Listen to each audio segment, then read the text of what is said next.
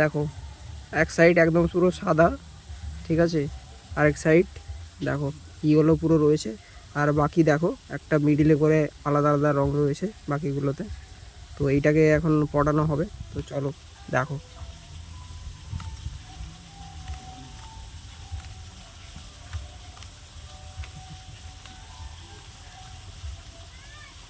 প্রথম হলো আবার আচ্ছা প্রথম হলো এটা, আচ্ছা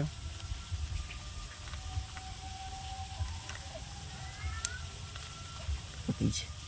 আচ্ছা ফুল পড়ানো কমপ্লিট তাই তো? হ্যাঁ। ঠিক আছে, বাহ অসাধারণ।